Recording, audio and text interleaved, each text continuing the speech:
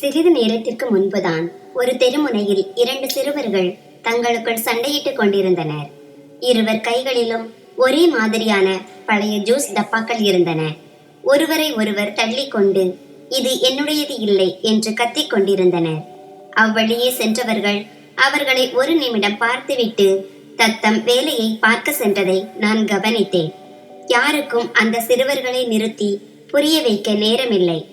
அவ்வழியே சென்ற ஒரு பெண் இவர்களின் பெற்றோர் எங்கே போய் தொலைந்தார்களோ தெரியவில்லை என்று முணுமுணுத்துக் கொண்டே தன் கையை உயர்த்தினார். காரில் இருந்த உணவு பெட்டியை ஒரு வீட்டின் கதவு அருகில் வைத்துவிட்டு திரும்பி சென்றார். அதே நேரத்தில் ஒரு பளபளப்பான கார் வந்து ஒரு பங்களாவின் முன்னால் நின்றது. காரின் கதவு திறக்கப்பட அபிமன்யு கீழே இறங்கினார். அவர் சாம்பல் நிற கோட்டும் வெள்ளை நிற சட்டையும் அணிந்திருந்தார். அதே பொலிவு அவர் கண்களிலும் முகத்திலும் இருந்தது. 4 ஆண்டுகளுக்கு பிறகு அவர் அமெரிக்காவில் இருந்து இந்தியா திரும்பி இருந்தார். அவர் இதயத்தில் மிகுந்த மகிழ்ச்சியும் பல உணர்ச்சிகளும் எண்ணற்ற கேள்விகளும் நிறைந்திருந்தன. அவர் கதவை திறந்ததும் அப்பா வந்து விட்டார், அப்பா வந்து விட்டார் என்று கத்திக்கொண்டே குழந்தைகள் ஓடி வந்தனர். அபிமன்யு இருவரையும் தன் கைகளில் அணைத்து கொண்டார். தன் மகளை மடியில் தூக்கி வைத்துக் கொண்டு அவளது கூந்தலை அன்போடு கோதிவிட்டார். மோனிகா வாசலில் நின்றபடி புன்னகையுடன், வரவேற்கிறோம் அபிமன்யு, நீங்கள் இல்லாமல் இந்த வீடே முழுமையற்றதாக தோன்றியது என்றார். அந்த வீடு உள்ளிருந்து ஜொலித்துக் கொண்டிருந்தது. வீட்டின் ஒவ்வொரு மூலையிலும் சுவையான உணவின் மனம் வீசியது. வீடு முழுவதும் விளக்குகளால் மின்னியது. காற்றில் இனிப்புகளின் நறுமணம் பரவியிருந்தது. விருந்தினர்களின் வருகையால் வீடு களை கட்டி இருந்தது. ஏனெனில் அன்று தீபாவளி திருநாள். அபிமன்யு அந்த வரவேற்பறையை சுற்றி பார்த்தார். அங்கே உணவு மேசையை சுற்றி ஆண்கள் மற்றும் பெண்களின் பல குழுக்கள் பேசிக் கொண்டிருந்தன. அபிமன்யுவின் கண்கள் அவர்கள் அனைவரையும் கடந்து சென்றன. ஆனால் எந்த ஒரு முகத்திலும் அவரது பார்வை நிலைக்கவில்லை. ஏனெனில் அவர் பல ஆண்டுகளாக யாரை நினைத்துக் கொண்டிருந்தாரோ அந்த முகம் அங்கே இல்லை. அபிமன்யு மெதுவான குரலில் மோனிகாவிடம், மீரா வரவில்லையா என்று கேட்டார். மோனிகா தனது தோள்களை உயர்த்தியபடி, ஓ அவளா, இங்கே எங்காவதுதான் இருப்பாள். ஒருவேளை உள்ளே அமர்ந்திருக்கலாம். இவ்வளவு பேர் வந்திருக்கிறார்கள். என்னால் இதுவரை யாரையுமே சரியாக கவனித்து சந்திக்க முடியவில்லை என்றார். அபிமன்யு அந்த உரையாடலை அங்கேயே விட்டுவிட்டார். ஆனால் அவரது இதயத்தில் ஒரு விசித்திரமான பதற்றம் உருவானது. மீரா உண்மையில் இங்கு இருக்கிறாளா என்று அவர் யோசிக்க தொடங்கினார். 4 ஆண்டுகள் பிரிவிற்கு பிறகும் இன்று அவள் என் முன்னால் வரவில்லையா? அவள் என் மேல் கோபமாக இருக்கிறாளா அல்லது வேறு ஏதேனும் காரணமா? தீபாவளி வாழ்த்துக்களுக்கு பிறகு விருந்தினர்கள் ஒவ்வொருவராக வீட்டை விட்டு வெளியேறத் தொடங்கினர். அபிமன்யு மீண்டும் மீராவை அங்கும் இங்கும் தேடிவிட்டு மோனிகாவிடம் கேட்டார். மீராவை இதுவரை நான் எங்கேயும் பார்க்கவில்லையே. மோனிகா முகத்தை திருப்பிக் கொண்டு சொன்னார், எனக்கு தெரியவில்லை. ஒருவேளை அவளால் வர முடியாமல் போயிருக்கலாம். எப்படியும் இது தீபாவளி நேரம். வீட்டில் அதிக வேலை இருக்கும். அவள் களைப்படைந்திருக்கலாம். நாம் பிறகு பேசலாம். அபிமன்யு மௌனமாக இருந்தார். ஆனால் அவர் இதயத்தில் இருந்த ஏக்கம் அதிகரித்தது. இதே மீராதான் 4 ஆண்டுகளுக்கு முன்பு அபிமன்யு அமெரிக்கா செல்லும் போது வாசலில் நின்று கொண்டு, அண்ணா போகாதீர்கள், நான் தனியாகி விடுவேன் என்று சொல்லி அழுது கொண்டிருந்தாள். அவளது அந்த அப்பாவி கண்களின் பிம்பம் அபிமன்யுவின் இதயத்தில் ஆழமாக பதிந்திருந்தது. திருவிழா காலங்களில் அவர் மோனிகாவிற்கு பணம் அனுப்பும் போது குறிப்பாக மீராவிற்கும் கொடுக்கும்படி சொல்வார். மோனிகாவும் சரி, அவளிடம் கொடுத்து விட்டேன், அவள் மிகவும் மகிழ்ச்சி அடைந்தாள், உன்னை நினைத்து கொண்டே இருந்தாள் என்று கூறுவார். அவர் அவ்வப்போது மோனிகாவிடம், என் தங்கையுடன் ஒருமுறை பேச வேண்டும், அவளிடம் என்னை பேசவை என்று கேட்பார். ஆனால் சில நேரங்களில் அது சாத்தியப்படவில்லை. சில சமயம் மோனிகாவிற்கு நேரம் இருக்காது. சில சமயம் மீரா பேச மறுத்து விடுவாள். மீராவிற்கு ஒரு போன் வாங்கி கொடுக்குமாறு அபிமன்யு மோனிகாவிடம் சொல்லியிருந்தார். ஆனால் மோனிகாவோ, மீராவின் கணவருக்கு இது சுத்தமாக பிடிக்காது. நான் எப்படியோ அவருக்கு தெரியாமல் தான் பணம் கொடுக்கிறேன். ஆனால் போனை மறைத்து வைப்பது மிகவும் கடினம் என்று சொல்லிவிட்டார். பாவம் அபிமன்யு இதையெல்லாம் கேட்டு அமைதியாகி விடுவார். தனது பிடிவாதத்தால் மீராவிற்கும் அவள் கணவருக்கும் சண்டை வரக்கூடாது என்று அவர் நினைத்தார். ஆனால் இன்று அவரே நேரில் வந்திருக்கும் போது கூட மீரா அவர் முன்னால் வரவில்லை. அவர் யோசிக்க தொடங்கினார். மீரா உண்மையில் மகிழ்ச்சியாகத்தான் இருக்கிறாளா? அவள் நலமாக இருக்கிறாளா? அவர் இதயத்தில் ஒரு விசித்திரமான வலி உருவானது. இரவில் விருந்தினர்கள் அனைவரும் சென்ற பிறகு வீட்டின் சத்தம் குறைந்த போது அபிமன்யு சில இனிப்பு பெட்டிகளை எடுத்துக்கொண்டு சொன்னார், நான் மீராவின் வீட்டிற்கு செல்கிறேன். மீராவை தவிர மற்ற அனைவரும் கடந்த 2 நாட்களாக எங்களை வந்து பார்த்து விட்டார்கள். இப்போது நான் அவளை சந்தித்தே ஆக வேண்டும். மோனிகா உடனடியாக திரும்பி, இந்த நடுநிசியில் அவள் தூங்கி இருப்பாள், நாளை போய் கொள்ளலாம் என்றார். அதற்கு அபிமன்யு, இல்லை, நான் இன்றே செல்கிறேன் என்றார். அபிமன்யுவின் குரலில் பிடிவாதமும் அன்பும் கலந்திருந்தது. அவர் கையில் மிக அழகாக தயார் செய்யப்பட்ட 2 இனிப்பு பெட்டிகளும் விதவிதமான உணவுகள் வைக்கப்பட்ட சில உணவு பெட்டிகளும் இருந்தன. அந்த பெட்டிகளை காரில் வைக்கும் போது அபிமன்யு சொன்னார், இவை அனைத்தும் மீராவிற்காக. நான் அவளை சந்திக்கும் போது அவளது அண்ணன் தன் கைகளாலேயே இதை அவளுக்காக கட்டினான் என்று சொல்வேன். வழியெங்கும் அபிமன்யு மிகுந்த சோகத்தில் இருந்தார். சாலைகள் மாறிக்கொண்டிருந்தன. ஆனால் அபிமன்யுவின் மனம் மட்டும் மீராவின் முகத்தையே சுற்றி கொண்டிருந்தது.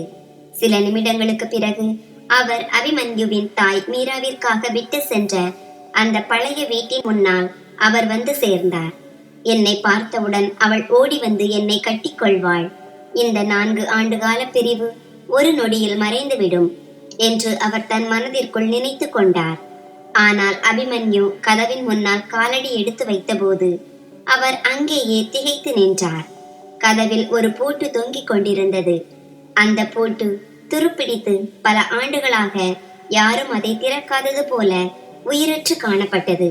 ஒரு கணம் அமைதியாக இருந்த அபிமன்யு, ஒருவேளை மீரா ஏதேனும் விருந்துக்கு சென்றிருக்கலாம், தாமதமாக திரும்புவாள் என்று தனக்குள் மீண்டும் ஒரு நம்பிக்கையை வளர்த்து கொண்டார். ஆனால் அந்த பூட்டு மௌனமாக ஏதோ ஒன்றை உரக்க சொல்லிக் கொண்டிருந்தது. அவர் மெதுவாக அந்த பூட்டை தொட்டார். ஏதோ ஒன்றை கேட்பது போல இருந்தது அது. ஆனால் பூட்டு மௌனமாகவே இருந்தது. அபிமன்யு அந்த நிலக்கதவை பார்த்தார். அதே பழைய வரைபடம், அதே மண் தரை முற்றம். ஆனால் இன்று அனைத்தும் ஏதோ அந்நியமாக தோன்றின. வாசலில் இருந்த ஒரு சிறிய செடி காய்ந்து போயிருந்தது. அபிமன்யுவின் இதயம் ஏதோ ஒன்று உடைந்தது போல உணர்ந்தது. அவர் கண்கள் மூடின. அமெரிக்கா செல்வதற்கு முன்பு இதே கதவை விட்டு வெளியே வந்த அந்த தருணம் அவர் கண் முன்னே வந்து நின்றது. பிறகு அவர் பின்வாங்கி சுற்றிலும் பார்த்தார். ஒருவரையும் காணவில்லை. அந்த தெருவே ஒலியற்று அமைதியாக இருந்தது. வீடு மூடப்பட்டதோடு சேர்ந்து அந்த தெருவும் தன் உயிரோட்டத்தை இழந்தது போல தோன்றியது. வெகு தொலைவில் ஒரு நாய் குப்பை குவியலில் எதையோ மோப்பம் பிடித்து கொண்டிருந்தது. இரவு காற்றில் பழைய மண்ணின் வாசனையும் சோகத்தின் வாசனையும் கலந்திருந்தது. அவர் கதவின் முன்னால் இருந்த படிக்கட்டில் அமர்ந்தார். மொபைலை எடுத்து மோனிகாவிற்கு போன் செய்தார். மோனிகா, மீராவின் வீடு பூட்டப்பட்டிருக்கிறது. அவள் வேறொரு ஊருக்கு சென்றிருக்கிறாள் என்று சொன்னாயே என்றார். மோனிகா தூக்க கலக்கமான குரலில், ஆமாம், ஒருவேளை, எனக்கு சரியாக நினைவில்லை. நான் அவளிடம் பேசி பல நாட்கள் ஆகிவிட்டன என்றார். ஆனால் அபிமன்யு, நீதானே சொன்னாய் என்று ஆரம்பித்தார். நீதான் ஒவ்வொரு வாரமும் அவளை போய் பார்ப்பதாக சொன்னாயே என்று அபிமன்யு கேட்க, மோனிகா, ஆமாம், முன்பு போய் கொண்டிருந்தேன். ஆனால் இப்போது கொஞ்சம் வேலையாக இருந்து விட்டேன் என்று பதிலளித்தார். அபிமன்யு போனை அணைத்தார். ஒவ்வொரு விஷயத்திலும் ஏதோ தவறு இருப்பதை அவர் உணர்ந்தார். உண்மையின் திரைக்கு பின்னால் ஏதோ ஒன்று மறைக்கப்பட்டிருப்பதாக அவருக்கு தோன்றியது. அவர் மெதுவாக திரும்பி நடந்தார். அவர் நடையில் ஒரு பாரமும் இதயத்தில் ஒருவித அச்சமும் இருந்தது. ஒவ்வொரு அடியிலும் மீராவின் சோகமான கண்கள் அவர் நினைவில் வந்து போயின. மீரா மகிழ்ச்சியாக இருந்திருந்தால் அண்ணன் திரும்பியதற்காக தீபாவளி அன்றாவது ஓடி வந்திருப்பாள். எதையும் பொருட்படுத்தாமல் ஒரு தங்கை ஓடி வருவாளே. பிறகு ஏன் இந்த மௌனம்? ஏன் இந்த வருகையின்மை? அவர் வீடு திரும்பிய போது மோனிகா சோபாவில் படுத்திருந்தார். அபிமன்யு அந்த பெட்டிகள் அனைத்தையும் மேசை மீது வைத்துவிட்டு மெதுவான குரலில் சொன்னார், மோனிகா, மீராவை பற்றி உனக்கு ஏதேனும் செய்தி தெரிந்தால் தயவு செய்து உண்மையை சொல்லிவிடு. எனக்கு எதுவுமே சரியாக தோன்றவில்லை. மோனிகா தன் கூந்தலை சரி செய்தபடி, உனக்கு ஏதோ பிரம்மை பிடித்திருக்கிறது அபிமன்யு. நாளை யாரிடமாவது கேட்டு தெரிந்து கொள்ளலாம். நீ களைப்பாக இருக்கிறாய், ஓய்விடு என்றார். அபிமன்யு தலையசைத்தார். ஆனால் அவர் கண்களில் தூக்கமே இல்லை. அவர் அந்த பெட்டிகளை மீண்டும் கையில் எடுத்து ஃப்ரிட்ஜில் வைத்தார். நான் அவளை சந்திக்கும் போது இதை கொடுப்பேன் என்று நினைத்தார். ஆனால் மீரா எங்கே என்ற ஒரே கேள்விதான் என் இதயத்தில் எதிரொலித்துக் கொண்டிருந்தது. வீடே ஆழ்ந்த உறக்கத்தில் இருந்த நள்ளிரவின் கடைசி பகுதியில் அபிமன்யு ஜன்னல் அருகில் நின்று வானத்தை பார்த்து கொண்டிருந்தார். காற்றில் அசைந்தாடும் மரக்கிளைகளின் ஊடே சந்திரன் தெரிந்தது. இந்த முழு காட்சியும் அவரை அவரது கடந்த காலத்திற்குள் தள்ளுவது போல தோன்றியது. ஒரு காலத்தில் கனவாக தெரிந்த அந்த தருணங்கள் இன்று கேள்விகளாக மாறியிருந்தன. மோனிகா, நான் உனக்கு இவ்வளவு பணம் அனுப்பினேனே, அதில் மீராவிற்கும் பங்கு கொடுத்தாயா என்று அவர் கேட்டதற்கு, ஆமாம் அபிமன்யு, நானே நேரில் சென்று கொடுத்தேன். அவள் மிகவும் மகிழ்ச்சி அடைந்தாள் என்று மோனிகா பதிலளித்திருந்தார். கடந்த 4 ஆண்டுகளில் அபிமன்யு இதே பதிலை எத்தனை முறை கேட்டிருப்பார் என்று அவருக்கே தெரியாது. ஒவ்வொரு முறையும் தான் இல்லாத நேரத்தில் தன் மனைவி தன் தங்கையை பார்த்து கொள்கிறாள் என்ற புதிய நம்பிக்கையில் அவர் நிம்மதியடைந்தார். திடீரென்று அபிமன்யு தனது பழைய கோப்புகள், ரசீதுகள் மற்றும் ஆவணங்கள் வைக்கப்பட்டிருந்த வரவேற்பறை நோக்கி சென்றார். பணப்பரிமாற்றம் மோனிகா பிளஸ் மீரா என்று மார்க்கரால் எழுதப்பட்டிருந்த அந்த பழைய கோப்பை எடுத்தார். ஒவ்வொரு ரசீதிலும் ஒரே ஒரு குறிக்கோள் தான் எழுதப்பட்டிருந்தது. மோனிகா ஒவ்வொரு முறையும் போன் செய்து ஏதாவது ஒரு செய்தியை சொல்வார். இன்று நான் மீராவை சந்தைக்கு அழைத்து சென்றேன். அவளுக்கு புதிய ஆடைகள் வாங்கி கொடுத்தேன்.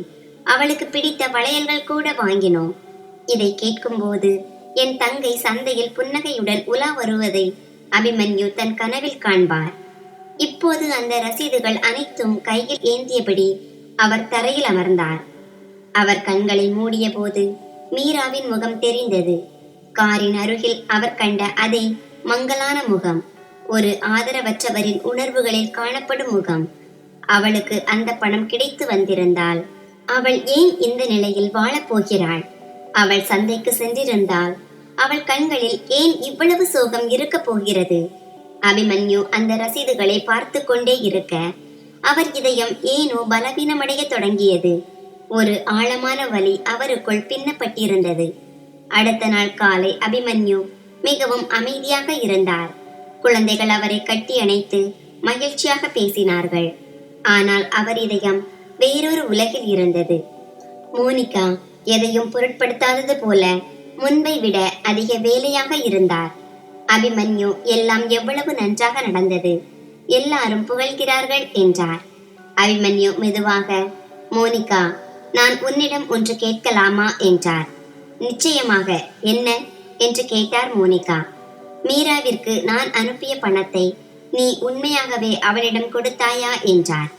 மோனிகா சில நொடிகள் மௌனமாக இருந்துவிட்டு சொன்னார், இது என்ன மாதிரியான கேள்வி?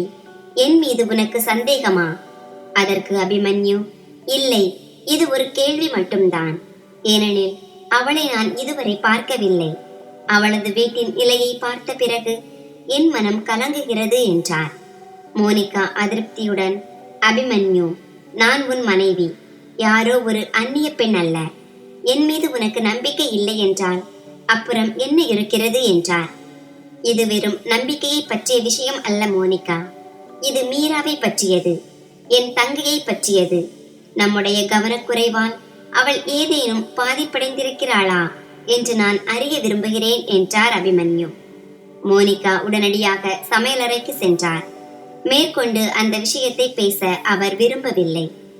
ஆனால் அபிமன்யுவின் இதயத்தில் மற்றொரு நெருப்பு எரிய தொடங்கியது. அன்றைய தினம் மாலையில் மீராவின் வசிப்பிடத்திற்கு அருகில் வசிக்கும் பழைய அறிமுகமான ஒருவரை அபிமன்யு சந்தித்தார். மீரா எப்படி இருக்கிறாள் என்று உனக்கு தெரியுமா? அவளது நிலைமையை பற்றி ஏதாவது தெரியுமா? நீ அதே தெருவில் தானே வசிக்கிறாய் என்று அபிமன்யு கேட்டார். அந்த நபர் சற்று தயங்கிவிட்டு பிறகு சொன்னார், அபிமன்யு அண்ணா, உண்மையை சொல்வதென்றால் மீரா அக்காவின் கணவர் இறந்த பிறகு நான் அவரை பார்த்து நீண்ட காலமாகிவிட்டது. அவருடைய நிலைமை மிகவும் மோசமாகிவிட்டது. கணவரின் இறப்பை பற்றி கேட்டதும் அபிமன்யுவின் இதயம் ஒரு கணம் நின்று துடித்தது. ஆமாம், அவரது கணவர் ஒரு நோயால் பாதிக்கப்பட்டிருந்தார். அவர் மெல்ல மெல்ல வலுவிழந்து சில மாதங்களுக்கு முன்பு அவர் இறந்து விட்டார். அதற்கு பிறகு மீரா அக்கா வீட்டை விட்டு வெளியேறிவிட்டார். அவர் எங்கே சென்றார் என்று எனக்கு தெரியவில்லை. ஒருவேளை அவர் வீட்டிலிருந்து வெளியேற்றப்பட்டிருக்கலாம் என்று அக்கம் பக்கத்தினர் பேசிக் கொள்கிறார்கள். இதை கேட்டதும் அபிமன்யுவின் காலடியில் இருந்து தரை நழுவியது. அந்த நபர் கிளம்பும் போது சில நேரங்களில் நான் நினைப்பேன், அவ்வளவு குணமான ஒரு பெண்ணா இப்படி என்று சொல்லிவிட்டு சென்றார். அன்று இரவு அபிமன்யுவின் கண்களால் மீராவின் அந்த நினைவுகளை எதிர்கொள்ள முடியவில்லை. அந்த ரசீதுகள், உணவு பெட்டிகள் அனைத்தும் அவர் கண் முன்னே மின்னின. நான் என் தங்கையை மோனிகாவின் நம்பிக்கையில் விட்டு சென்றேன். ஆனால் அந்த நம்பிக்கை ஒரு துரோகமாக முடிந்து விட்டது என்று அவர் மெதுவாக முணுமுணுத்தார். அந்த கணமே அவர் ஒரு முடிவுக்கு வந்தார். பணமோ அன்போ பாதுகாப்போ மீராவை சென்றடையவில்லை என்பது அவருக்கு உறுதியானது. ஏனெனில் மீராவின் கணவர் இறந்த செய்தியை மோனிகா மறைத்த விதத்தை பார்த்தால் அவர் அனுப்பிய ஒரு பைசா கூட தங்கைக்கு சேரவில்லை என்பது தெளிவாக தெரிந்தது. 3-4 நாட்கள் கடந்தன. அபிமன்யு ஒவ்வொரு மாலையும் கையில் ஒரு இனிப்பு பெட்டியுடன் மீராவின் வீட்டு வாசலுக்கு செல்வார். சில நிமிடங்கள் அங்கே நின்று அந்த பூட்டை பார்த்துவிட்டு மௌனமாக திரும்புவார். இன்று கதவு திறக்காதா? அண்ணா வந்து விட்டீர்களா என்று உள்ளிருந்து மீரா அழைக்க மாட்டாளா என்ற ஒரு சிறு நம்பிக்கை அவருக்குள் இருந்தது. ஆனால் ஒவ்வொரு முறையும் அதே பூட்டு, அதே மௌனம், இதயத்தை கிழிக்கும் அதே கேள்விகள் மட்டுமே எஞ்சின. இனி இந்த விளையாட்டை மௌனமாக வேடிக்கை பார்க்க கூடாது என்று அபிமன்யு முடிவு செய்தார். அவர் இதயத்தில் கோபக்கனல் எரிந்து கொண்டிருந்தது. ஒவ்வொரு நொடியும் அவர் பயந்த அந்த மோசமான முடிவை நோக்கியே அவரை தள்ளி கொண்டிருந்தது. ஒரு மாலை நேரத்தில் அபிமன்யு மீண்டும் மீராவின் வீட்டின் முன் நின்றார். வழக்கம் போல கதவு பூட்டப்பட்டிருந்தது. ஆனால் இன்று அவரது பார்வை அந்த துருப்பிடித்த பூட்டின் மேல் இல்லை, மாறாக சுற்றி இருந்த சுவர்கள் மேல் இருந்தது. வலதுபுறம் இருந்த வீட்டின் அழைப்பு மணியை அவர் அழுத்தினார். சிறிது நேரத்திற்கு பிறகு ஒரு நடுத்தர வயது பெண்மணி வாசலுக்கு வந்தார். வணக்கம் அக்கா, நான் அபிமன்யு, மீராவின் அண்ணன். அந்த பெண்மணி திடுக்கிட்டு பார்த்தார். பிறகு அவர் முகத்தில் ஒரு தீவிரமான பாவனை தோன்றியது. ஆமாம், உங்களை எனக்கு தெரியும். உங்களை பார்த்து பல வருடங்கள் ஆகிவிட்டன. உண்மையில் நான் அமெரிக்காவில் இருந்தேன். 2 நாட்களுக்கு முன்புதான் வந்தேன். மீராவின் வீட்டில் தினமும் பூட்டு இருப்பதை பார்க்கிறேன். அவள் எங்கே சென்றாள் என்று உங்களுக்கு தெரியுமா என்று கேட்டார். அந்த பெண் பெருமூச்சு விட்டு சொன்னார், இந்த வீடு பூட்டப்பட்டு பல மாதங்கள் ஆகிவிட்டன. அபிமன்யுவின் மூச்சே நின்று விட்டது. பல மாதங்களா? ஆமாம், முன்பு எப்போதாவது வீட்டில் விளக்கு எரியும். ஆனால் கடந்த 8-9 மாதங்களாக இங்கே யாரும் வருவதில்லை. ஆனால் அவள் இப்போது எங்கே வசிக்கிறாள்? அவளுடைய கணவர் மற்றும் குழந்தை எங்கே? அபிமன்யுவின் இந்த கேள்வியை கேட்டதும் அந்த பெண்மணியின் குரல் இன்னும் தீவிரமானது. அவளுடைய கணவர் மிகவும் பலவீனமாகவும் உடல் நலமில்லாமலும் இருந்தார். அவர் 2 ஆண்டுகளுக்கு முன்பே இறந்து விட்டதாக கேள்விப்பட்டேன். அவர் இறந்த சில நாட்களிலேயே மீரா வீட்டை விட்டு வெளியேறிவிட்டார். யாரோ சிலர் அவள் வீட்டிலிருந்து வெளியேற்றப்பட்டதாக சொன்னார்கள். சிலர் அவளாகவே சென்று விட்டதாக சொன்னார்கள். உண்மை கடவுளுக்குத்தான் தெரியும். ஆனால் அவள் இப்போது இங்கு வசிக்கவில்லை என்பது மட்டும் உறுதி. இதை கேட்ட அபிமன்யுவின் கண்கள் அதிர்ச்சியில் விரிந்தன. என் மனைவி மோனிகா இங்கே வருவதை நீங்கள் பார்த்திருக்கிறீர்களா என்று கேட்டார். அந்த பெண்மணி தயங்கியபடி சொன்னார், தொடக்கத்தில் எப்போதாவது வருவார். ஆனால் கடந்த 2 ஆண்டுகளாக நான் அவரை ஒரு முறை கூட இங்கே பார்க்கவில்லை. அபிமன்யுவின் இதயம் நொறுங்கியது. போர்க்களத்தில் தோற்றுப்போன ஒரு வீரனை போல அவர் மௌனமாக வீடு திரும்பினார். வீட்டிற்கு சென்றதும் அபிமன்யு மோனிகாவை அழைத்தார். மோனிகா, உண்மையை சொல், என் தங்கை எங்கே? மோனிகா அதிர்ச்சியடைந்து, நான் தான் சொன்னேனே, அவள் வேறொரு ஊருக்கு சென்றிருக்கலாம் அல்லது என்று இழுத்தார். முழு நம்பிக்கையுடன் சொல் மோனிகா, என் மீது உனக்கு சந்தேகமா என்று கேட்காதே. நான் என் தங்கையை தேடுகிறேன். அவள் வாழ்ந்த வீடு பல மாதங்களாக பூட்டி கிடக்கிறது. அவள் சென்று விட்டதாக மக்கள் சொல்கிறார்கள். யாரோ அவள் வெளியேற்றப்பட்டதாக சொல்கிறார்கள். ஆனால் நீயோ அவள் வேறொரு ஊருக்கு சென்றிருக்கலாம் என்கிறாள். அவளது கணவர் இறந்துவிட்ட செய்தியை கூட என்னிடம் சொல்ல வேண்டும் என்று உனக்கு தோன்றவில்லையா? இதை கேட்டதும் மோனிகா பார்வையை தவிர்த்தார். பார் அபிமன்யு, மீராவே சொல்ல வேண்டாம் என்று தடுத்ததால் தான் நான் உன்னிடம் சொல்லவில்லை. அண்ணன் அங்கே அந்நிய நாட்டில் தனியாக இருக்கிறார். இதை கேட்டால் அவர் மிகவும் வருத்தப்படுவார். என் நலனுக்காக இதை சொல்லாதீர்கள் என்று அவள்தான் என்னிடம் சத்தியம் வாங்கினாள் என்றார் மோனிகா. அவள் சொல்லிய சத்தியத்திற்காகத்தான் நான் இதை மறைத்தேன். அவர் அங்கே வேலையை விட்டுவிட்டு திரும்பி வந்து விடுவார் என்று மீரா பயந்தாள் என்று மோனிகா கூறினாள். அதற்கு அபிமன்யு, சரி, உன் பேச்சை நான் ஒப்புக்கொள்கிறேன். ஆனால் இத்தனை மாதங்களாக என் தங்கை இங்கே இருக்கிறாள் என்பதை மட்டும் சொல் என்றார். மோனிகா எரிச்சலுடன், அபிமன்யு, ஏன் இதையே கேட்டுக்கொண்டிருக்கிறாய்? உன் சொந்த குடும்பத்தை கவனி. உனக்கு ஒரு குடும்பம் இருக்கிறது, குழந்தைகள் இருக்கிறார்கள் என்றாள். இல்லை மோனிகா, நான் என் தங்கையையும் கவனித்தே ஆக வேண்டும். ஏனெனில் அவளை நான் இன்னும் கண்டுபிடிக்கவில்லை. 4 ஆண்டுகளுக்கு முன்பு நான் இங்கிருந்து கிளம்பும் போது, அண்ணா போகாதீர்கள் என்று அவள் ஒரு வார்த்தை தான் சொன்னாள்.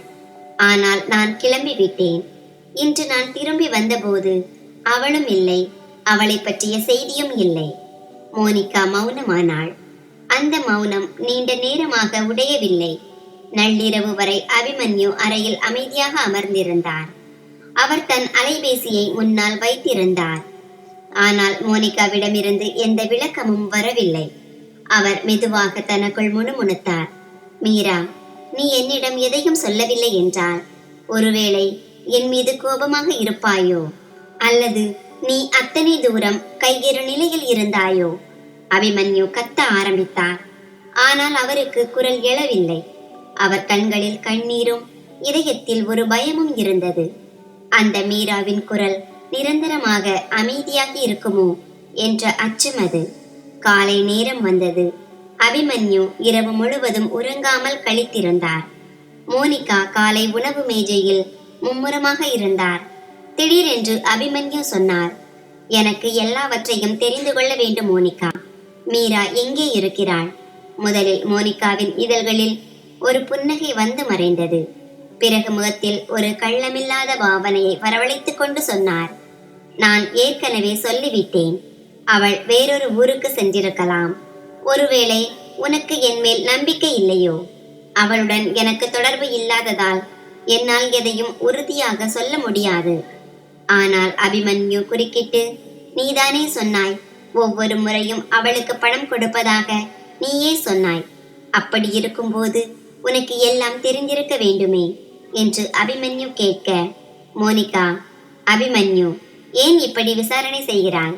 நான் உன் மனைவி, ஒரு குற்றவாளி கிடையாது. ஏன் ஒரு குற்றவாளியை நடத்துவது போல நடத்துகிறாய் என்றார். அபிமன்யுவின் குரல் முதல் முறையாக உயர்ந்தது. நான் 4 நாட்களாக மீராவை தேடிக் கொண்டிருக்கிறேன். நீயோ அவள் வேறொரு ஊருக்கு சென்றிருக்கலாம் என்ற அதே பதிலையே மீண்டும் மீண்டும் சொல்கிறாய். அவள் எங்கே இருக்கிறாள் என்பது உனக்கு தெரியுமா, தெரியாதா? உண்மையை சொல். ஒரு கணம் மோனிகாவின் கண்களில் தயக்கம் தெரிந்தது. பிறகு அவர் சொன்னார், நான் சொன்னதுதான் உண்மை. ஏன் என் பேச்சை சந்தேகப்படுகிறாய்? உன் ஒவ்வொரு வார்த்தையிலும் ஒரு பயம் இருக்கிறது மோனிகா. இனி உன்னுடைய இந்த பொய்களை கேட்க நான் தயாராக இல்லை. மோனிகா உடனடியாக பதிலுக்கு சொன்னார், சரி, இப்போது நீயே சொல். நான் தான் பொய் என்று வைத்துக் கொள்வோம்.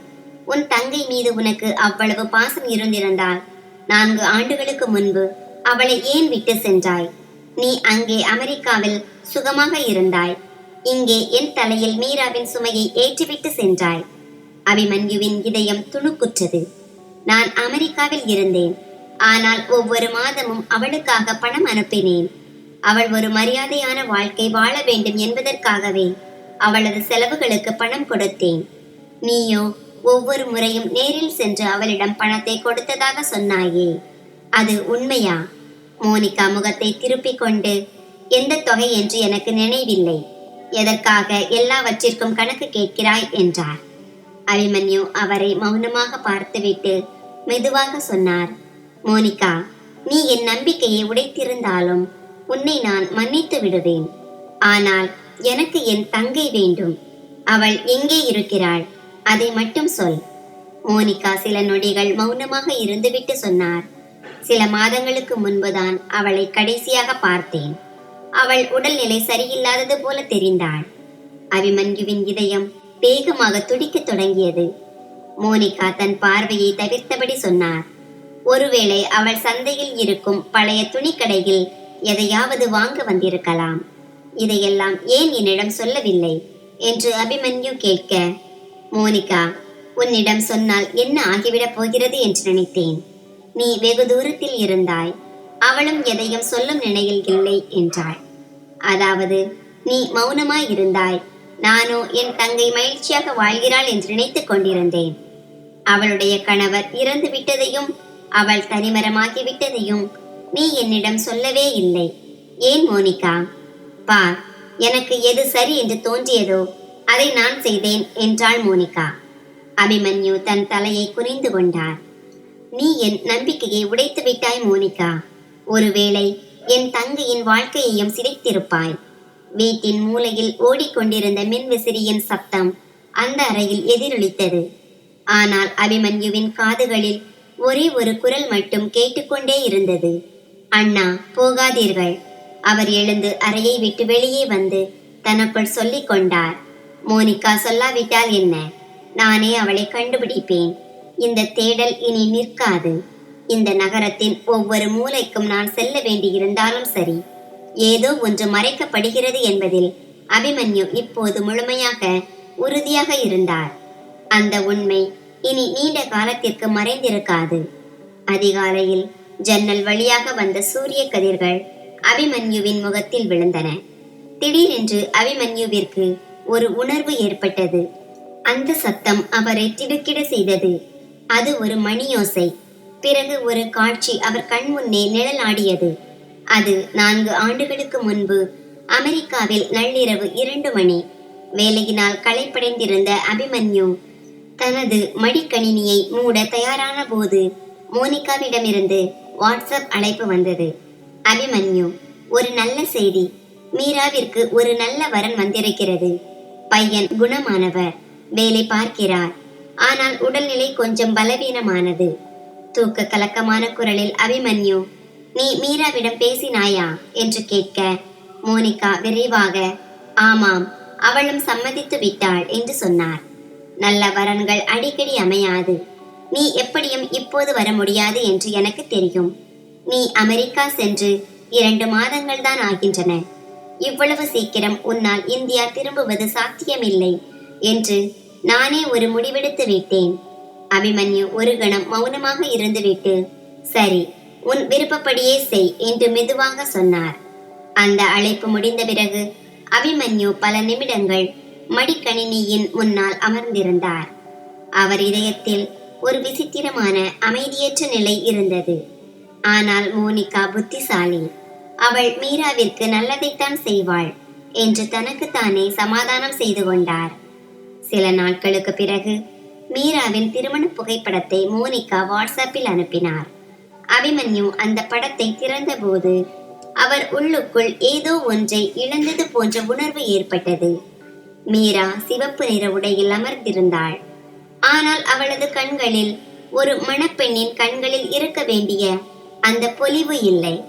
அவளது உதடுகளில் இருந்த புன்னகை ஏதோ கட்டாயப்படுத்தப்பட்டது போல இருந்தது.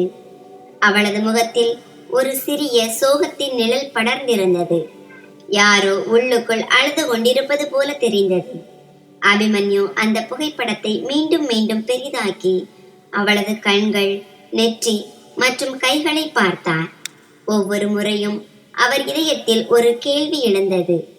குழந்தை பருவத்தில் சிரித்துக்கொண்டே விளையாடிக் கொண்டிருந்த அதே மீராதானா இவள்?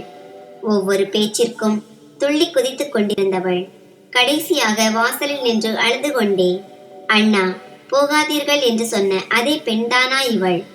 அந்த நேரத்தில் அபிமன்யு தன் இதயத்தை கல்லாக்கி கொண்டு, ஒருவேளை கேமராவின் கோணம் சரியாக இருந்திருக்காது, அல்லது அவள் களைப்பாக இருந்திருக்கலாம் என்று தனக்குத்தானே விளக்கம் சொல்லிக் கொண்டார். ஆனால் இப்போது உண்மையின் திரைகள் ஒவ்வொன்றாக விலகத் தொடங்கும் போது அதே புகைப்படம் ஒரு கத்தியை போல அவர் இதயத்தை துளைத்தது. அபிமன்யு அலமாரியை திறந்து மீராவின் திருமண புகைப்படத்தை பத்திரமாக வைத்திருந்த கோப்பை எடுத்தார். அதை பார்த்ததும் அதே பழைய காட்சி அவர் கண்முன்னே வந்து நின்றது. மீராவின் வாடிய முகம் அவர் கண்முன்னே வந்தது. அவளது மங்கலான கண்கள் மற்றும் ஒரு விசித்திரமான பயம். அவர் அந்த புகைப்படங்களை கவனித்து பார்த்தார். அவளுக்கு பின்னால் மோனிகாவின் உறவினர்களான சில பெண்கள் மற்றும் சில அந்நிய முகங்கள் இருந்தன. ஆனால் மீராவின் அருகில் ஒரு தாயின் நிழலோ அல்லது ஒரு தந்தையின் ஆதரவோ போன்ற எந்த ஒரு முகமும் இல்லை. அங்கே தனிமையும் மௌனமும் மட்டுமே எஞ்சியிருந்தன. அபிமன்யு ஒரு புகைப்படத்தை தன் விரல்களால் வருடினார். நான் ஏன் வரவில்லை? ஏன் அதை தடுத்து நிறுத்தவில்லை? அப்போது அமெரிக்காவில் இருந்து திரும்புவது சாத்தியமில்லை என்பது அவருக்கு தெரியும். வேலையின் அழுத்தம், வீட்டின் சூழல், நேரமின்மை என அனைத்தும் தடையாக இருந்தன. ஆனால் இப்போது அவை அனைத்தும் வீண் சாக்குகளாக தோன்றின. நான் என் தங்கையை தனியாக விட்டுவிட்டேன். ஒருவேளை நான் அங்கே இல்லாததுதான் அவளது விதியில் இருளை எழுதியிருக்க கூடும். திடீரென்று மற்றொரு விஷயம் அபிமன்யுவின் நினைவுக்கு வந்தது. திருமணத்திற்கு பிறகு அவரால் ஒரு முறை கூட மீராவிடம் பேச முடியவில்லை. ஒவ்வொரு முறையும் அவர் மீராவிடம் போனில் பேச வேண்டும் என்று மோனிகாவிடம் வற்புறுத்தும் போதெல்லாம் அவள் இப்போதுதான் திருமணமான புதுப்பெண், மிகவும் வேலையாக இருப்பாள், பிறகு பேசலாம் என்று மோனிகா பதிலளிப்பார். பல்வேறு சாக்குகளை சொல்லி வந்த அவர் சில நேரங்களில் அவளுடைய கணவர் மிகவும் கோபக்காரர், எதற்காக நம்மால் அவர்களுக்குள் சண்டையை உருவாக்க வேண்டும் என்றும் கூறுவார். மீராவிற்கு புதிய போன் வாங்கி கொடுப்பதை பற்றி பேசிய போது கூட மோனிகா இதே காரணத்தை தான் சொன்னார். அபிமன்யு தன் தலையை பிடித்து கொண்டார். நான் எப்படி இவ்வளவு குருடனாக இருந்தேன்? எனக்கு தெளிவான அறிகுறிகள் கிடைத்தன. ஆனால் நான் ஒவ்வொரு முறையும் மோனிகாவை நம்பினேன். இந்த தருணத்தில் மோனிகாவின் கையால் நடந்த மீராவின் திருமணம் ஒரு கட்டாய திருமணம் என்பதை அபிமன்யுவின் இதயம் சாட்சியம் சொன்னது. மீராவின் விருப்பத்தை பற்றி யாரும் கேட்டிருக்க மாட்டார்கள். அந்த வரன் நல்ல வரனாக இருந்திருக்காது. ஆனால் தன் பொறுப்பில் இருந்து விடுபட மோனிகாவிற்கு அது எளிதாக இருந்திருக்கலாம். இப்போது அபிமன்யுவின் சந்தேகம் முழுமையான நம்பிக்கையாக மாறியது. அவர் தனக்குள் முணுமுணுத்தார். நான் இல்லாத நேரத்தில் மீரா என்னிடம் உதவி கேட்க விரும்பியிருப்பாள். ஆனால் அவளது குரல் என்னை சென்றடையவில்லை. மோனிகா அந்த குரலை அமுக்கிவிட்டாள். அபிமன்யு புகைப்பட கோப்பை மூடிவிட்டு மீண்டும் உள்ளே வைத்தார். ஆனால் அவர் இதயம் வெற்றிடமாக இருந்தது. நான் மௌனமாக இருக்க மாட்டேன் மீரா என்று அவர் சொன்னார். அன்று இரவு அபிமன்யு முதன் முறையாக இறைவனிடம் வேண்டினார். இறைவா, என் தங்கையை என்னிடம் திரும்ப ஒப்படைத்து விடு. அவளுடைய உரிமைகளுக்காக, அவளுடைய மரியாதைக்காக, அவளுடைய வாழ்க்கைக்காக போராடும் துணிவை எனக்கு கொடு. அவளது வாழ்வை மீட்டுக் கொடு. மறுநாள் மாலை நேரத்தில் அவர் கோவிலுக்கு சென்றார். காற்றில் ஒரு லேசான குளிர்ச்சி இருந்தது. மரங்களின் சலசலப்பும் நறுமணமும் சேர்ந்து வானத்திலிருந்து ஒரு அமைதி இறங்கி வருவது போல தோன்றியது. ஆனால் அபிமன்யுவின் இதயத்தால் அந்த அமைதியை உணர முடியவில்லை. அவர் மெதுவாக கோவிலுக்கு முன்னால் இருந்த சந்தையை நோக்கி நடந்தார். ஏழைகளுக்கு உணவளிக்கும் இடத்திற்கு அருகில் அவர் வந்தார். இன்று அங்கே மக்கள் கூட்டம் அதிகமாக இருந்தது. ஒரு வெள்ளை காரின் பின் கதவு திறந்திருந்தது. காரின் உள்ளே இருந்த ஒரு முதியவர் பிளாஸ்டிக் பைகளில் உணவை எடுத்து மக்களுக்கு விநியோகித்துக் கொண்டிருந்தார். மக்கள் வரிசையில் நிற்பதற்கு பதிலாக ஒருவரை ஒருவர் தள்ளி கொண்டிருந்தனர். பெண்கள் தங்கள் குழந்தைகளை முன்னோக்கி தள்ளினர். சிலர் கைகளை நீட்டியபடி, எனக்கு 3 குழந்தைகள், 2 பொட்டலங்கள் கொடுங்கள் என்றும், நேற்று எனக்கு கிடைக்கவில்லை, இன்று கொடுங்கள் என்றும் கேட்டுக்கொண்டிருந்தனர். திடீரென்று ஒரு தள்ளுமுள்ளு ஏற்பட ஒரு சிறிய குழந்தை தரையில் விழுந்தது. அவனது தலை நடைபாதையில் பலமாக மோதியது. மக்கள் ஒரு கணம் பின்வாங்கினர். ஐயோ, இந்த குழந்தைக்கு காயம் பட்டு விட்டது. அபிமன்யு திடுக்கிட்டார். குழந்தையின் தலையில் இருந்து ரத்தம் வழிந்தோடியது. அவன் அம்மா என்று உரக்க கதறி அழுதான். அழுக்கடைந்த சேலை அணிந்த மெலிந்த பெண் ஒருத்தி குடிசை பகுதியில் இருந்து ஓடி வந்தாள். அவள் குழந்தையை தன் மடியில் அள்ளி அணைத்துக் கொண்டாள். தன் சேலை தலைப்பால் இரத்தத்தை துடைத்தபடி, என் மகனே, அழாதே, இது ஒரு சிறிய காயம்தான் என்று அன்போடு சொன்னாள். அபிமன்யு அந்த பெண்ணின் முகத்தை பார்த்தார். அடுத்த நொடி அவர் காலடியில் இருந்து தரை நழுவியது. அதே முகம், அதே கண்கள், அதே குரல். அது மீரா. காலம் அப்படியே உறைந்து விட்டது போல தோன்றியது. அபிமன்யுவின் இதயம் பலமாக துடித்தது. தன் கண்களையே அவரால் நம்ப முடியவில்லை. அவர் வேகமான அடிகளுடன் முன்னே சென்றார்.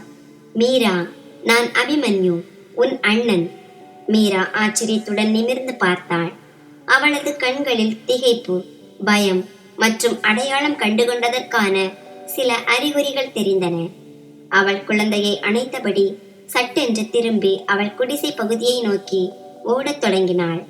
மீரா, நில், நான் உன் அண்ணன் என்று அபிமன்யு கத்தினார்.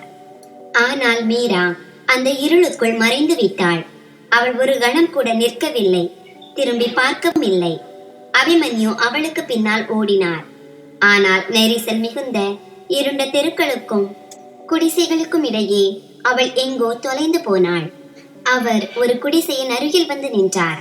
அவருக்கு முன்னால் இன்னும் பல குடிசைகள் இருந்தன. அங்கே பிளாஸ்டிக் தாள்களால் வேயப்பட்ட வீடுகளும் எரியும் சில விளக்குகளும் பசியால் வாடும் சில முகங்களும் தெரிந்தன. மீராவை எங்குமே காணவில்லை. அபிமன்யுவிற்கு மூச்சு வாங்கியது. அவர் தரையில் அமர்ந்து தன் முகத்தை கைகளால் பொத்திக் கொண்டு அழத் தொடங்கினார். கடவுளே, என் தங்கை இந்த நிலையிலா இருக்கிறாள்? இவ்வளவு அழுக்கான குடிசை பகுதியில் பிச்சை எடுக்கும் நிலைக்கு அவள் தள்ளப்பட்டிருக்கிறாள். நானோ கடந்த 4 ஆண்டுகளாக அவள் மகிழ்ச்சியாக இருப்பதாக நினைத்துக் கொண்டிருந்தேனே. அவர் மெதுவாக எழுந்து உடையில் இருந்த தூசியை தட்டிவிட்டு திரும்பினார். ஒவ்வொரு அடியிலும் அவரது இதயம் வேகமாக துடித்தது. மோனிகா, நீ இதையா செய்தாய்?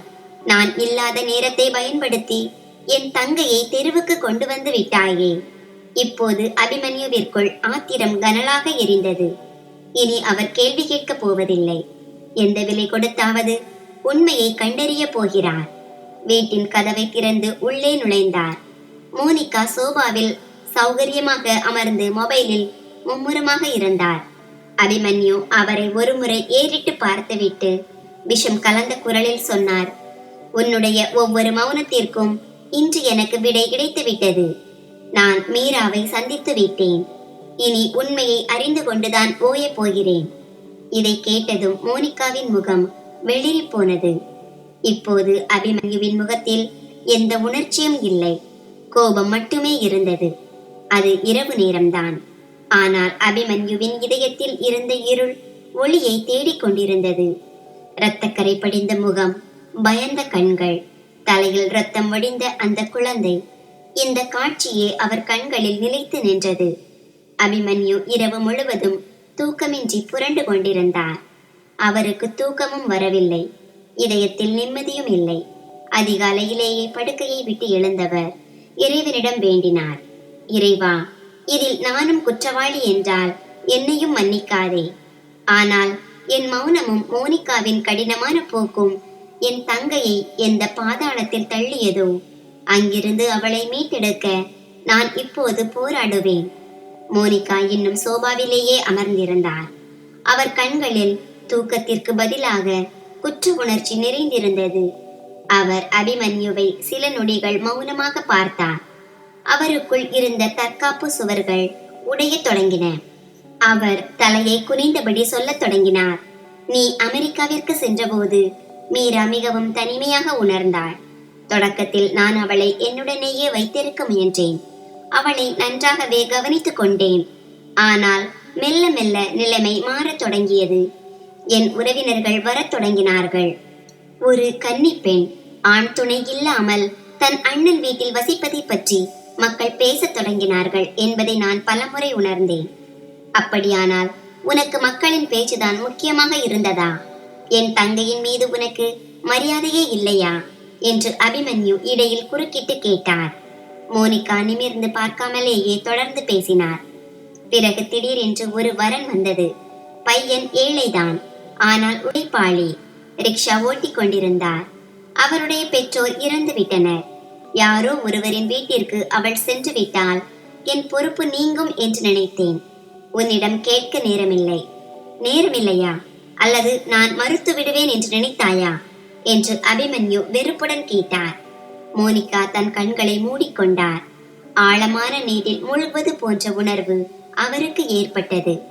மீரா அழுது கொண்டே தனக்கு திருமணம் வேண்டாம் என்று சொன்னாள். அவள் மறுத்தாள். ஆனால் இதுதான் உனக்கு நல்லது என்று நான் சொன்னேன். உன் அண்ணன் வெளிநாட்டில் இருக்கிறார். அவரால் ஒன்றும் செய்ய முடியாது என்று சொல்லி நான் அவளை கட்டாயப்படுத்தி திருமணம் செய்து வைத்தேன். அபிமன்யுவிற்குள் ஒரு வெடிகுண்டு வெடித்தது போன்ற உணர்வு ஏற்பட்டது. நீ கட்டாயப்படுத்தியா இதை செய்தாய்? மோனிகா இப்போது புலம்பத் தொடங்கினார். அவர் குரலில் ஒருவித நடுக்கம் இருந்தது. ஆனால் சில ஆண்டுகளிலேயே அவளது கணவர் இறந்து விட்டார். அவளுக்கு பக்கவாதம் ஏற்பட்டது. நான் அவளை தன் தாயின் வீட்டிற்கு சென்று விடுமாறு சொன்னேன். என்னால் உன்னை இங்கே வைத்திருக்க முடியாது. எனக்கும் இங்கே குழந்தைகள் இருக்கிறார்கள். விருந்தினர்கள் வருகிறார்கள். ஒரு விதவை பெண், அதுவும் துக்கத்தில் இருப்பவளை பார்த்தால் நன்றாக இருக்காது என்று சொன்னேன். இது என் பிரச்சனை இல்லை என்று சொல்லி அவளை வெளியே துரத்தி விட்டாயா என்று அபிமன்யு கத்தினார். உன் நிழலில் இருந்தவளை நீயே முதுகில் குத்தினாய். மோனிகா அழத் தொடங்கினார். எனக்கு என்ன செய்வதென்று தெரியவில்லை. நீ என்ன செய்திருந்தாலும் அதை உன்னுடைய சொந்த சௌகரியத்திற்காகவே செய்தாய். அபிமன்யுவின் முகம் கோபத்திலும் வெறுப்பிலும் சிவந்து போயிருந்தது. ஏதுமில்லாத ஒரு ஏழையோடு அவளை கட்டி வைத்தாய். அவர் இறந்ததும் அவளை தெருவில் வீசினாய். என்னிடம் அவள் வேறொரு ஊருக்கு சென்று விட்டதாக பொய் சொன்னாய். என் நம்பிக்கை, என் உறவு என எல்லாவற்றையும் நீ அழித்து விட்டாய். அபிமன்யு சுவரில் ஓங்கி ஒரு குத்து விட்டார். அந்த பெண் உன்னிடம் எதையும் கேட்கவில்லை. அவள் கேட்டதெல்லாம் அன்பும் பாசமும் மட்டும்தான். ஆனால் நீ அவளை வீதியில் நிற்க வைத்து விட்டாய். மோனிகா மௌனமாக அழுது கொண்டிருந்தார். அபிமன்யு உடைந்து போயிருந்தார். சில நிமிடங்கள் அங்கே நிசப்தம் நிலவியது. பிறகு அவர் மெதுவாக சொன்னார். அவள் அழுக்கடைந்த ஒரு குழந்தையுடன் அன்னதான வரிசையில் நிற்பதை பார்த்தேன். அவளது கண்களில் பயம் இருந்தது. அவள் என்னுடன் வாழ்ந்த மீரா இல்லை. அவளை அனாதையாகவும் விதவையாகவும் மாற்றியது நீதான். மோனிகா தன் கண்களை துடைத்தபடி, அபிமன்யு, நான் வெட்கப்படுகிறேன் என்றார். வாயை மூடு. உன்னுடைய இந்த வெட்கம் அவளது வயிற்றை நிரப்பாது. அவளது குழந்தையை பள்ளிக்கு அனுப்பாது. அவள் கண்களில் இருக்கும் அந்த பயம் அவ்வளவு சீக்கிரம் போகாது. நீ செய்த காரியங்களுக்கு இந்த உலகத்திலும் பதில் சொல்ல வேண்டும். இந்த உலகத்தை விட்டு செல்லும் போது அங்கேயும் கணக்கு கொடுக்க வேண்டும். அபிமன்யு எழுந்து தன் அறைக்கு சென்றார். அவரது இதயமும் மனமும் பாரத்தால் குனிந்து போயிருந்தன. தன் தங்கை விதவையாகவும் ஏழையாகவும் மட்டும் மாறவில்லை. அவளது சொந்த அண்ணியாலேயே அவள் சீரடிக்கப்பட்டிருக்கிறாள் என்பதை அவர் இப்போது உறுதியாக நம்பினார். உறவுகள் உடைந்தாலும் பரவாயில்லை, மீராவிற்கு நீதி பெற்றுத்தர வேண்டும் என்று அவர் முடிவு செய்தார். அந்த குடிசை பகுதி குறுகிய நகரத்திலிருந்து முற்றிலும் மாறுபட்டு இருந்தது. தெருக்கள், அழுக்கு கால்வாய்கள், பிளாஸ்டிக் தாள்களால் ஆன கூரைகள், மண் மற்றும் கற்களால் ஆன சுவர்கள். அபிமன்யுவின் பாதங்கள் இது போன்ற ஒரு தரையை தொட்டதே இல்லை. அவர் எப்போதும் சுத்தமான தெருக்களிலும் பிரகாசமான கடைகளிலும் நறுமணம் வீசும் அறைகளிலுமே வாழ்ந்தவர். ஆனால் இன்று அவர் அத்தனை துர்நாற்றங்களையும் அசுத்தங்களையும் குறுகிய பாதைகளையும் கடந்து உண்மையை நோக்கி நகர்ந்து கொண்டிருந்தார். பல ஆண்டுகளாக அவர் கவனிக்க தவறிய உண்மை அது. அவர் கையில் ஒரு சிறிய பை இருந்தது. அதில் குழந்தைகளுக்கான பிஸ்கட்கள், ஜூஸ் பெட்டிகள் மற்றும் ஒரு வெள்ளை சேலை இருந்தது. அவர் தன் இதயத்தில் எண்ணற்ற பிரார்த்தனைகளையும் கண்களில் கண்ணீரையும் ஏந்தியபடி குடிசை பகுதிக்குள் நுழைந்தார். அந்த ஒரு குடிசையின் வாசலில் நின்று அபிமன்யு குரல் கொடுத்தார். மீரா, நான் அபிமன்யு, உன் அண்ணன். உள்ளிருந்து எந்த பதிலும் வரவில்லை. ஒரு லேசான இருமல் சத்தம் மட்டும் கேட்டது. அபிமன்யு மெதுவாக திரையை விலக்கி உள்ளே எட்டி பார்த்தார். அது ஒரு சிறிய அறை. தரையில் ஒரு சாக்கு விரிப்பு கிடந்தது. ஒரு மூலையில் தூசி படிந்த ஒரு ஊஞ்சல் இருந்தது. மற்றொரு மூலையில் 2 மண் குவளைகளும் ஒரு கிழிந்த போர்வையும் இருந்தன. சுவரில் சாய்ந்தபடி கண்கள் மூடிய நிலையில் ஒரு மங்கலான முகம் தெரிந்தது. அந்த முகம் மிகவும் பலவீனமாகவும் வெளிரியும் உயிரற்று காணப்பட்டது. தலைமுடி சிக்காகி போயிருந்தது. அவள் முகத்தில் களைப்பும் நோயின் அறிகுறிகளும் தெளிவாக தெரிந்தன. அவளோடு ஒரு சிறிய குழந்தை அமர்ந்திருந்தது. அந்த குழந்தையின் வயிறு ஊதியிருந்தது. கண்கள் உள்ளே குழி விழுந்து காணப்பட்டன. இதை கண்டு அபிமன்யுவின் இதயம் பதறியது. மீரா மெதுவாக தன் கண்களை திறந்தாள். சில நொடிகள் தன் முன்னால் நிற்பது யார் என்று நம்ப முடியாமல் அபிமன்யுவை பார்த்து கொண்டிருந்தாள். பிறகு சட்டென்று அவளது உதடுகளில் இருந்து அண்ணா என்ற வார்த்தை வெளிப்பட்டது. அடுத்த கணம் அபிமன்யு கதறி அழுதபடி அவளிடம் ஓடி சென்று அவளை கட்டியணைத்துக் கொண்டார். மீரா, என் தங்கையே, நான் வந்துவிட்டேன், என்னை மன்னித்து விடு. நான் வருவதற்கு மிகவும் தாமதமாகிவிட்டது என்று அழுதார். மீராவும் ஒரு குழந்தையைப் போல விக்கி விக்கி அழுதாள். அவளது கண்ணீர் அபிமன்யுவின் சட்டையை நனைத்தது. அபிமன்யுவின் இதயத்தை சுற்றியிருந்த தடுப்பு சுவர்கள் ஒவ்வொன்றாக இடிந்து விழுந்தன. அண்ணா, என்னை ஏன் விட்டு சென்றீர்கள்? நான் தனிமரமாகிவிட்டேன். எல்லோரும் என்னை வெளியே துரத்தி விட்டார்கள். நீங்களும் வரவில்லையே என்று தேம்பினாள். அபிமன்யுவின் கண்கள் கலங்கின. இல்லை மீரா, நான் உன்னை விட்டு போகவே விரும்பவில்லை. நீ மகிழ்ச்சியாக இருக்கிறாய் என்றுதான் நான் நினைத்து கொண்டிருந்தேன்.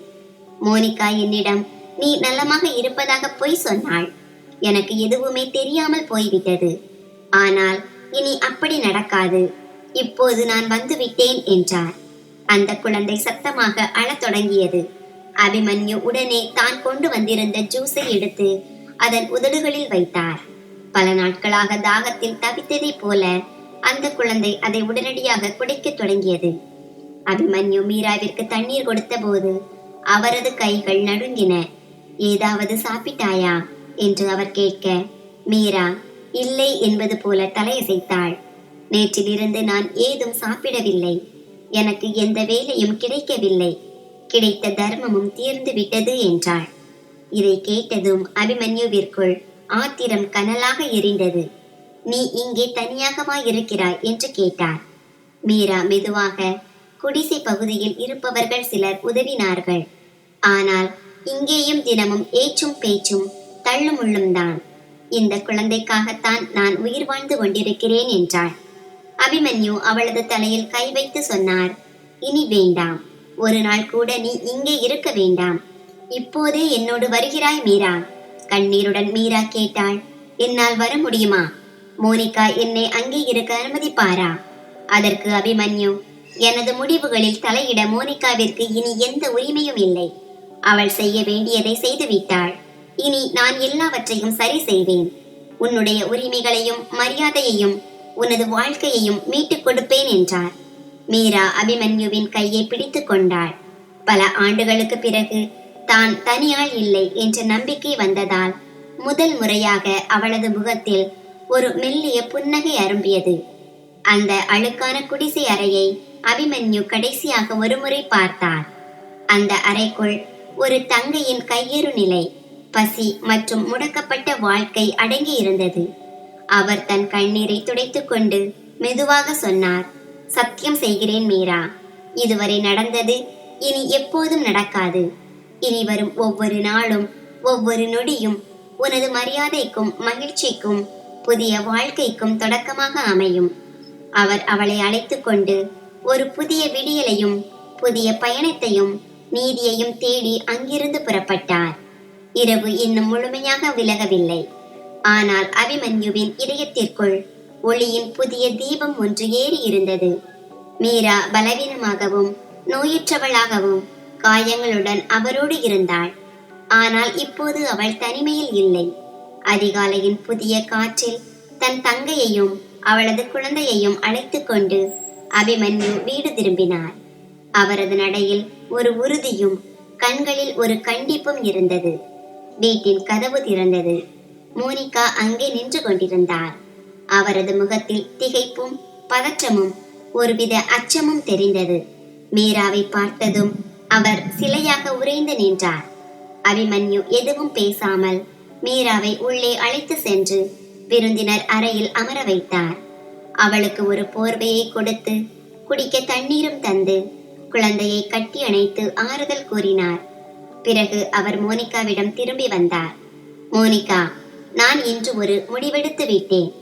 இந்த முறை எந்த விவாதமும் இல்லை. மோனிகா திகைத்து நின்றார். வரப்போவது தனது குற்றத்திற்கான இறுதி தீர்ப்பு என்பது அவருக்கு புரிந்தது போல தலை குனிந்தார். நான் உன்னை விவாகரத்து செய்கிறேன் மோனிகா. இதை கேட்டதும் மோனிகா நிலை குலைந்தார். அபிமன்யு, நீ சுயநினைவோடுதான் பேசுகிறாயா? நான் முழு சுயநினைவோடுதான் இருக்கிறேன். அந்த தெளிவில்தான் இந்த முடிவை எடுக்கிறேன். எனது நம்பிக்கை, எனது உறவுகள் என எல்லாவற்றையும் பயன்படுத்தி என் தங்கையை நீ மிதித்து விட்டாய். அவளது கையெறு நிலை, அவளது பசி, அவளது கண்ணீர் என அனைத்தும் உனக்கு ஒரு சுமையாகவே தெரியவில்லை. ஆனால் எனக்கு அவை ஒவ்வொரு இரவும் ஒரு பயங்கரமான கனவாக மாறிவிட்டன. மோனிகா அழத் தொடங்கினார். அபிமன்யு, நான் தவறு செய்து விட்டேன். ஆனால் இவ்வளவு பெரிய தண்டனைக்கு நான் தகுதியானவள் அல்ல என்றார். இது தண்டனை அல்ல, இது நீதி. உன்னுடன் நான் கழித்த வருடங்கள் உனக்கான உரிமை. ஆனால் என் தங்கை அவமானத்தில் கழித்த அந்த வருடங்களுக்கு நீ இப்போது விலை கொடுத்தே ஆக வேண்டும். அதன் பிறகு அபிமன்யு ஒரு வழக்கறிஞரை அழைத்து விவாகரத்துக்கான சட்டப்பூர்வ நடவடிக்கைகளை உடனடியாக தொடங்கினார். அடுத்த சில நாட்களில் விவாகரத்து பெறுவது அவருக்கு ஒரு லட்சியமாகவே மாறியது. அவர் மீராவை அருகிலுள்ள மருத்துவமனைக்கு அழைத்து சென்றார். அங்கே மீராவிற்கு தீவிர இரத்த சோகை மற்றும் மன அழுத்தம் இருப்பது கண்டறியப்பட்டது. மருத்துவர் அவளுக்கு முழு ஓய்வும் மகிழ்ச்சியான சூழலும் தேவை என்று அறிவுறுத்தினார். அபிமன்யு தனது வீட்டிலேயே மீராவிற்காக ஒரு புதிய அறையை தயார் செய்தார். அதில் மென்மையான படுக்கை, நல்ல வெளிச்சம் மற்றும் வசதியான சூழல் இருந்தது. அவரே அவளுக்கு உணவு சமைத்து கொடுத்தார். சரியான நேரத்திற்கு மருந்துகளை அளித்து அவள் இப்போது முழுமையாக பாதுகாப்பாக இருக்கிறாள் என்பதை உணர வைத்தார். மோஹித் என்று பெயரிடப்பட்ட மீராவின் மகன் பலவீனமானவன் என்றாலும் மிகவும் புத்திசாலி. அபிமன்யு அவனை ஒரு பள்ளியில் சேர்க்க அழைத்து சென்று தலைமை ஆசிரியரிடம் பேசி சேர்க்கை படிவத்தை நிரப்பினார். முதல் நாள் மோஹித்தை பள்ளி வாசலில் விட சென்றபோது அவன் அபிமன்யுவின் கைகளை தன்னிச்சையாகவும் உறுதியாகவும் பற்றி கொண்டான். மாமா, நீங்கள் என்னை விட்டு போக மாட்டீர்கள் தானே என்று மோஹித் கேட்டான். அபிமன்யு குனிந்து அவனது கையில் தன் நெற்றியை வைத்து அழுத்தி அவனை ஆற்றுப்படுத்தினார். மீரா படிப்படியாக குணமடைய தொடங்கினாள். அவளது முகத்தில் அந்த மெல்லிய புன்னகை மீண்டும் அரும்பியது. அவள் அபிமன்யுவிடம் பேசத் தொடங்கினாள். குழந்தைக்கு வீட்டு பாடம் செய்ய உதவினாள். மாலையில் வீட்டின் முற்றத்தில் அமர்ந்து வானத்தை பார்த்து கொண்டிருப்பாள். பல ஆண்டுகளுக்கு பிறகு அவளுக்கு இந்த புதிய அமைதி கிடைத்தது போல இருந்தது. ஆனால் ஒரு நாள் மீராவிற்காக துணிகள் வாங்க சந்தைக்கு சென்றுவிட்டு அபிமன்யு வீடு திரும்பிய போது மீரா சோபாவில் அமர்ந்து அழுது கொண்டிருப்பதை கண்டார். அவள் கையில் ஒரு பழைய புத்தகமும் தூசி படிந்த ஒரு கோப்பும் இருந்தது. இது என்ன என்று அபிமன்யு கேட்டார். மீரா தன் கண்ணீரை துடைத்து கொண்டு, அண்ணா, இது அம்மாவின் சொத்து விவரங்கள் அடங்கிய கோப்பு. இது என் பெயரில் இருந்தது என்றாள். ஆமாம், நீ குடியிருந்த அதே வீடுதானே? மீரா ஆமாம் என்பது போல தலையசைத்தாள். ஆனால் இப்போது இந்த கோப்பு என் பெயரில் இல்லை. அபிமன்யு திடுக்கிட்டார். நீ என்ன சொல்கிறாய்?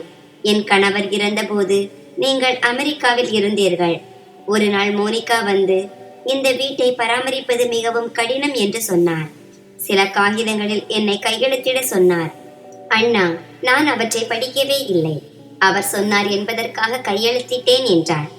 அபிமன்யு அந்த கோப்பை வாங்கி பார்த்தார்.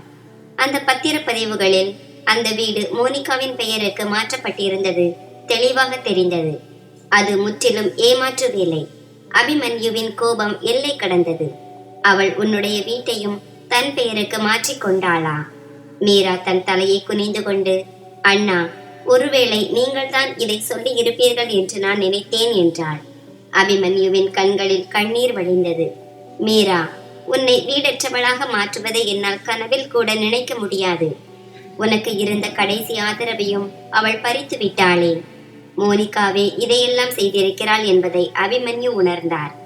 இப்போது இந்த போராட்டம் வெறும் தனது தங்கையின் நலனுக்காக மட்டுமல்ல, அவளுடைய உரிமைக்காகவும் நிலத்திற்காகவும் அவளது இருப்புக்காகவும் மாறியது. அபிமன்யு மீராவின் கைகளை பற்றி கொண்டார். உன்னிடமிருந்து பறிக்கப்பட்ட ஒவ்வொன்றையும் நான் உனக்கு திரும்ப பெற்று தருவேன், இது என் சத்தியம் என்றார். மீரா கண்களை மூடிக்கொண்டாள். பல ஆண்டுகளுக்கு பிறகு அவளது முகத்தில் ஒரு முழுமையான புன்னகை அரும்பியது. தன் அண்ணன் இனி தன்னை ஒருபோதும் தனியாக விடமாட்டார் என்பதில் அவள் உறுதியாக இருந்தாள். கடிகாரத்தின் முட்கள் மெல்ல நகர்ந்தன. ஆனால் அபிமன்யுவின் கண்களில் தூக்கத்திற்கான அறிகுறியே இல்லை. மீராவின் முகத்தில் அமைதி இருந்தது. அந்த குழந்தை அமைதியாக தூங்கிக் கொண்டிருந்தது. பல ஆண்டுகளுக்கு பிறகு அந்த வீட்டில் ஒரு நிம்மதியான மௌனம் நிலவியது. ஆனால் அபிமன்யுவின் இதயத்திற்குள் ஒரு புயல் எழுந்து கொண்டிருந்தது. உண்மையை அறிந்த பிறகு அமைதியாக இருக்காமல் நீதிக்கான குரலாக வெளிவரும் புயல் அது. முன்னதாக ரசீதுகளையும் பழைய ஆவணங்களையும் ஆராய்ந்து கொண்டிருந்த அபிமன்யு இப்போது மீராவின் வார்த்தைகளுக்கு பின்னால் ஒளிந்திருக்கும் சதியை புரிந்து கொள்ள முயன்றார். சொத்து குறித்த உண்மை வெளிச்சத்திற்கு வந்துவிட்டது. ஆனால் அபிமன்யுவை மற்றொரு சந்தேகம் வாட்டியது. அம்மாவின் நினைவாக இருந்த மீராவின் நகைகளும் அபிமன்யு மீராவிற்காக தனிப்பட்ட முறையில் செய்திருந்த நகைகளும் எங்கே போயின? மீரா, ஒரு விஷயம் சொல். அம்மா உனக்கு கொடுத்த நகைகளும் நான் உனக்காக அனுப்பி வைத்த நகைகளும் எங்கே? மீரா சற்று யோசித்துவிட்டு தாழ்ந்த குரலில் சொன்னாள், அண்ணா, திருமணத்தின் போது எல்லா நகைகளும் மோனிகாவிடம்தான் இருந்தன. அவர் அவற்றை பத்திரமாக வைத்திருப்பதாக சொன்னார். நானும் அதை திரும்ப கேட்கவே இல்லை. பிறகு என் கணவர் இறந்து நான் உங்கள் வீட்டை விட்டு வெளியேறிய போது கூட அந்த நகைகள் என்னிடம் ஒப்படைக்கப்படவே இல்லை. அபிமன்யுவின் கைகள் ஆத்திரத்தில் இறுகின. மற்றொரு உண்மையும் அவர் கண் முன்னே நின்றது. மறுநாள் கண்களில் கனல் தெறிக்க அபிமன்யு அந்த நகைகளுக்கான ரசீதுகள் மற்றும் புகைப்படங்கள் அனைத்தையும் சேகரித்தார். தங்க நகை ரசீதுகள், பதிவுகள் மற்றும் மோனிகாவே அந்த நகைகளை அணிந்து கொண்டு இவை அனைத்தும் மீராவிற்காக பத்திரமாக இருக்கிறது என்று எழுதிய வாட்ஸ்அப் உரையாடல்கள் என அனைத்து ஆதாரங்களையும் வழக்கறிஞரிடம் ஒப்படைத்தார். சில நாட்களுக்கு பிறகு மோனிகாவிற்கு சட்டப்பூர்வ அறிவிப்பு சென்றதும் அவர் பயந்து போய் அபிமன்யுவை சந்திக்க ஓடி வந்தார். என்னை நீதிமன்றம் வரை இழுக்கும் அளவிற்கு நீ இவ்வளவு தரம் தாழ்ந்து போவாயா என்று கேட்டார். அதற்கு அபிமன்யுவின் பதில் மிக தெளிவாகவும் நிதானமாகவும் இருந்தது. என் தங்கையின் உரிமைகளை பறிப்பவர்கள்தான் மிக கீழான நிலைக்கு செல்கிறார்கள். அவளுக்குரிய உரிமைகளை நான் பெற்றுத்தரப் போகிறேன். மீரா இனி என்னுடன் மரியாதையாக வாழப்போகிறாள். உனக்கு என்னதான் வேண்டும் என்று மோனிகா கேட்டார். அவளிடமிருந்து பறிக்கப்பட்ட அனைத்தும் அவளுக்கு திரும்ப வேண்டும். இப்போது உன்னுடைய உண்மை முகம் தெரிந்துவிட்டது. உனக்கும் எங்களுக்கும் இனி எந்த உறவும் இல்லை. ஆனால் அந்த சொத்துக்களும் நகைகளும் கண்டிப்பாக அவளிடம் ஒப்படைக்கப்பட வேண்டும். சட்ட நடவடிக்கைகள் மிக வேகமாக நடந்தன. அபிமன்யுவின் வழக்கறிஞர் அனைத்து ஆதாரங்களையும் நீதிமன்றத்தில் சமர்ப்பித்தார். மோனிகா முதலில் மறுத்தார், பிறகு மௌனமானார். இறுதியில் நீதிமன்றம் தனது தீர்ப்பை வழங்கியது. சொத்து மற்றும் நகைகள் அனைத்தும் அதன் உண்மையான உரிமையாளரான மீராவிடமே ஒப்படைக்கப்பட வேண்டும்.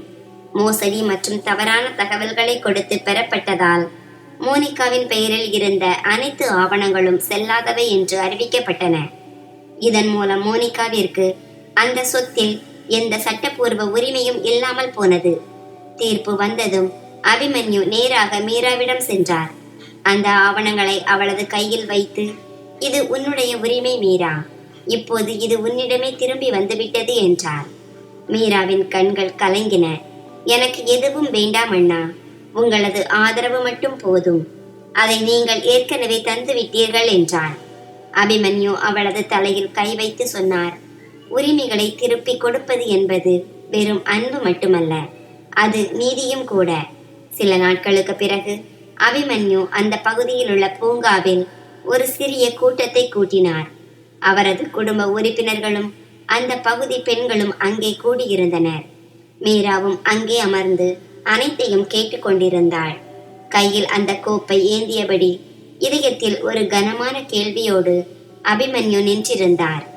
நான் இன்று இங்கே நீதியை அறிவிக்க வரவில்லை, ஒரு கேள்வி கேட்க வந்திருக்கிறேன். ஒரு பெண்ணுக்கு ஒரு பெண்ணே ஏன் மிகப்பெரிய எதிரியாக மாறுகிறாள்?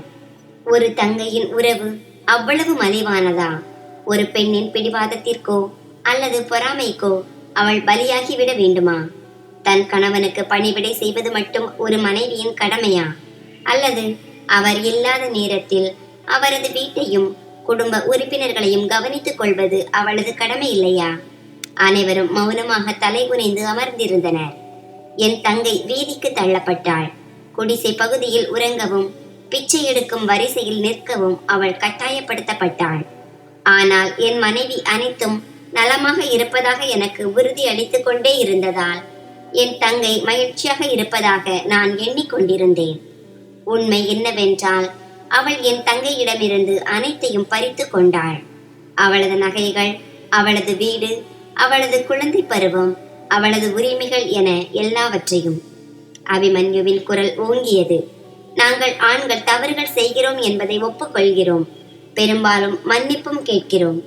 ஆனால் ஒரு பெண் மற்றொரு பெண்ணை ஒடுக்கும் போது அங்கே யாரும் பொறுப்பேற்பதில்லை. ஏன்? அவர் ஒரு நிமிடம் நிறுத்தி அனைவரையும் பார்த்து மெதுவாக சொன்னார். நான் என் தங்கையை கண்டுபிடித்து அவளது உரிமைகளை அவளிடம் ஒப்படைத்து விட்டேன்.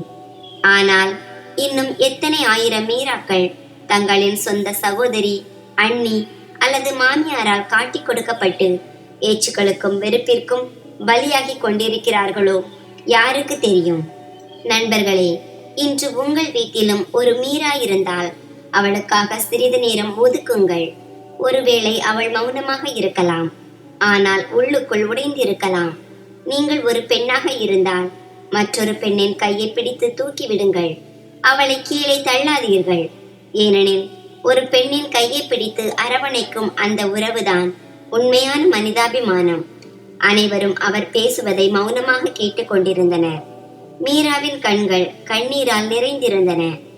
ஆனால் அந்த கண்ணீர் இப்போது துயரத்தினால் வந்ததல்ல, நம்பிக்கையினால் வந்தது. ஒரு கதை முடிவுக்கு வந்திருந்தாலும் ஒரு புதிய வாழ்க்கை அங்கே மலரத் தொடங்கியது. நண்பர்களே, இந்த கதை உங்களுக்கு எப்படி இருந்தது என்று கருத்து தெரிவிக்கவும். கதை பிடித்திருந்தால் அதை விரும்பி உங்கள் நண்பர்களுடன் பகிர்ந்து கொள்ளுங்கள்.